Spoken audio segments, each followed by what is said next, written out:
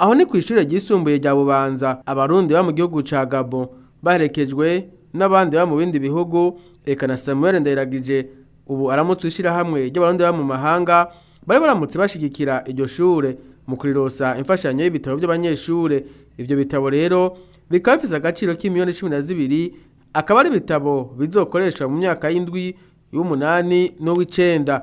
Umuyobozi ajejwe indero mu ntara ya Bubanza Jean Claude Badugaritse akaba yashimye iyo ntererano y'abarundi ba mu gihugu ca Gabon. Ingabire wirabishije n'amaso nk'umuntu atazi ibintu wabona ko ari ingabire isanzwe, ariko iyi si ingabire isanzwe, iyi ni ingabire ikomeye aho amageneration menshi cyane gose azovomamwo ubumenyi hama nabo bakazoca bagaruka guteza imbere igihugu bafise n'ubumenyi bukwiriye, bikazoca bituma koko dushika kuri yambona kazoza. Abantu bazodushikana kuri yambona kazoza ni incabwenge. Mwebwe rero muriko muradufasha kugira ngo izo ncabwenge zizobonekane kandi zikwiriye.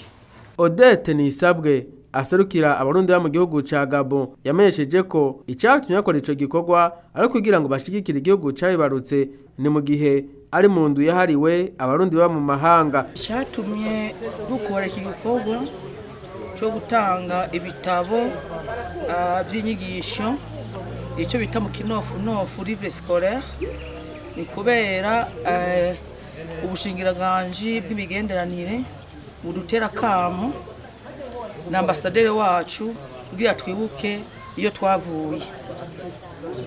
Kari kino gikorwa twagikoze mu ndu yahariwe Semaine de la Diaspora aho abarundi bose baba hanze baza bazaye ikintu kugira bashigikire uburundi bwacu batubarutse. Samuel Ndayiragije arongoye ishirahamwe ry'abarundi ba mu mahanga akaba nawe yamenyesheje ko ari vyiza ko abarundi ba mu bindi bihugu bagaruka bagakora igihugu cabibarutse mu bikorwa bitandukanye biteza imbere igihugu. Bifuza gutanga akazi kugira ngo bigende neza. Akarusho nuko umurundi yagiye wese agaruka agakora ikintu muri kino gihugu. Ico ni cambere. Aho ni ku muntu ku gatwe kiwe uko abishoboye akabe gato mugabo kaboneke. Tuvuge tuti yego vraiment hari umuntu yahaye base kazi umuntu umwe. Ariko ku ruhande rwa diaspora nk'umurongozi mukuru twifuza ko tukora ikintu kinini nk'akaroro ku gutanguza NDC y'imiliyardi 50 ndumwe canke urumwe biragoye. Mugabo turashaka gutanguza ihinguriro rikomeye ngaha mu Burundi nk'abarundi baba hanze tugaha akazi nk'abantu 3000 omwe tukagira impact igaragara muri kino gihugu. Samuel Ndayiragije akaba cyamenyesha ko nk'umurongozi mushasha wishiramwe ry'abarundi ba mu mahanga mu byo bagiye kwihutira harimo kubaka icicaro cabo hano mu Burundi.